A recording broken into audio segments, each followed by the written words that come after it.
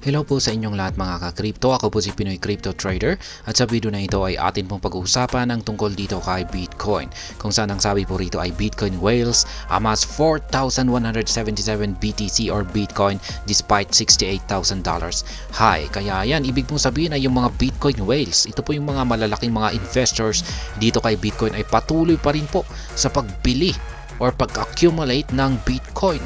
Kung saan ay sila po ay bumibili pa rin ng Bitcoin at umabot po ito ng 4,177 na Bitcoin yung kanilang nabili maski nung tumaas si Bitcoin sa presyong $68,000. Kaya ayan, ganyan po katindi ang mga Bitcoin whales.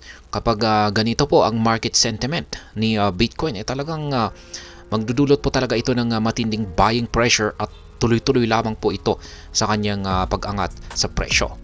Kaya, ayan, bago po tayo magpatuloy ay nais ko lamang po munang bigyang linaw ang aking disclaimer kung saan ang nilalaman po ng video na ito ay hindi po ito isang financial advice. For education and information purposes lamang po ang layunin nito.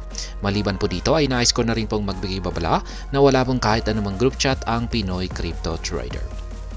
Ayan, large Bitcoin holders continue to build their position even as BTC nears an all-time high.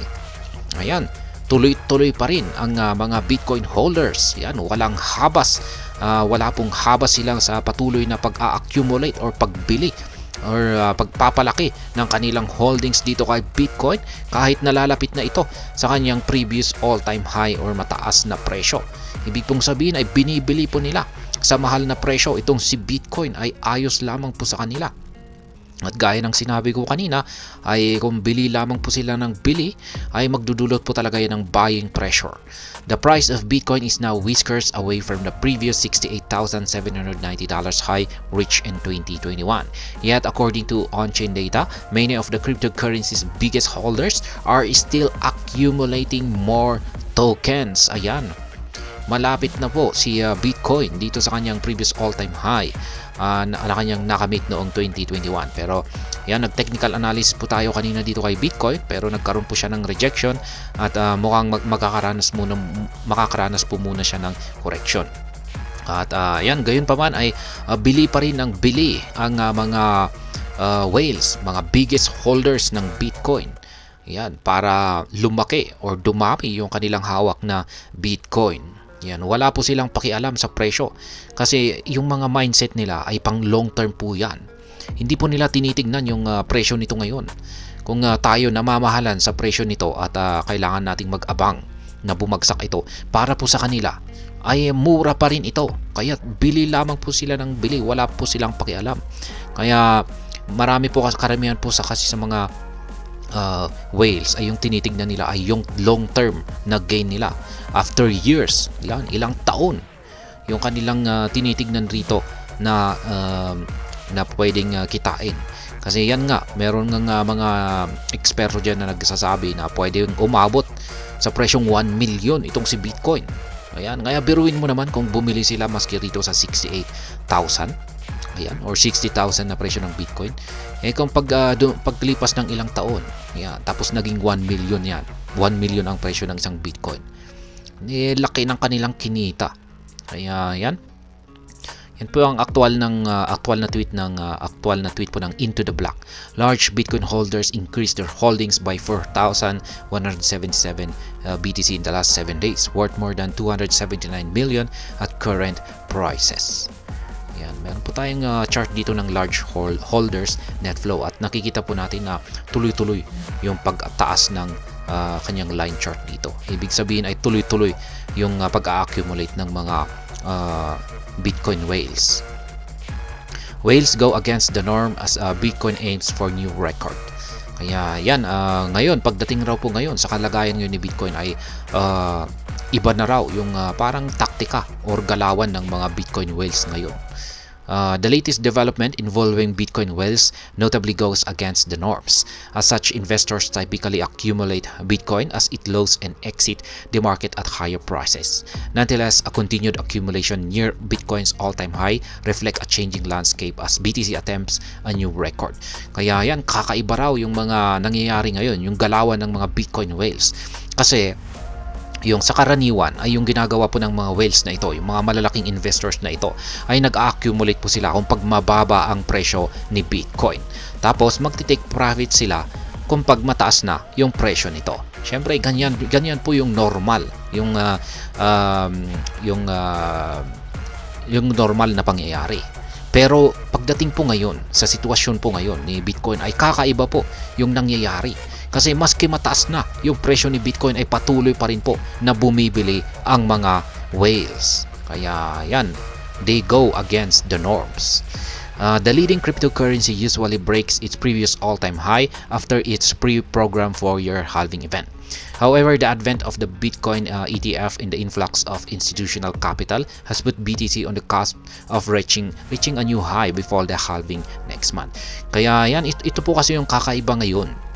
Noon, yung mga previous halving event po natin ay yan, kapag nagkaroon po ng halving ay dyan po magaganap yung pagsabog ni Bitcoin.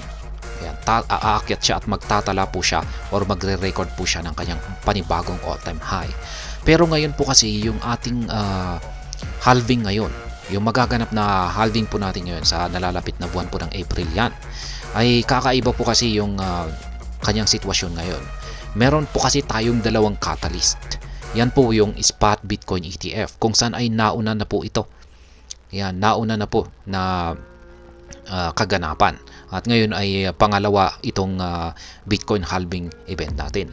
Kaya yung nagdudulot po ngayon ng positive sentiment or impact sa presyo ng Bitcoin at or ang buong crypto markets ay itong Bitcoin ETF. Yan, nagdulot po ito ng massive capital inflow or malaki po talaga yung pumasok na pondo dito kay Bitcoin. Yan, maraming mga asset manager ang nag-accumulate mismo ng mga Bitcoin. Mismong sila yung yan, malaki yung kanilang binibili.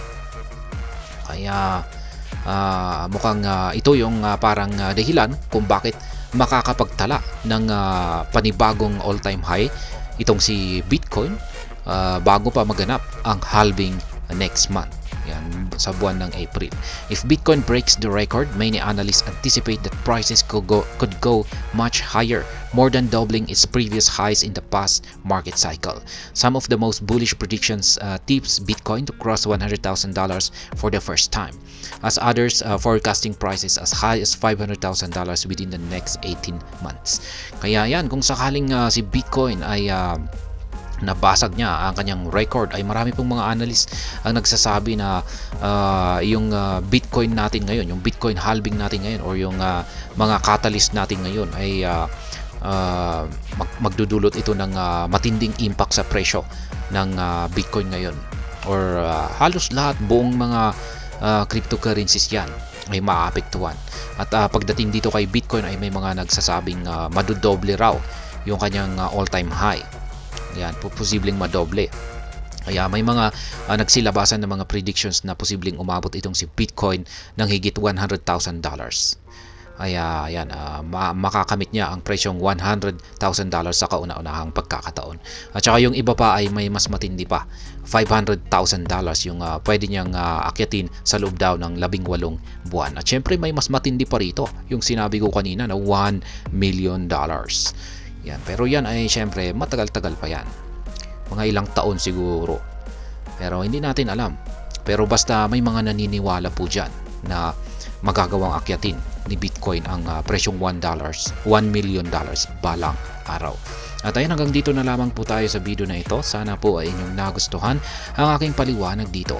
Kung inyo po itong nagustuhan ay pakiclick lamang po ang like button nito. Para naman po sa mga bago lamang dito, kayo po ay aking inaanyayahan para mag-subscribe.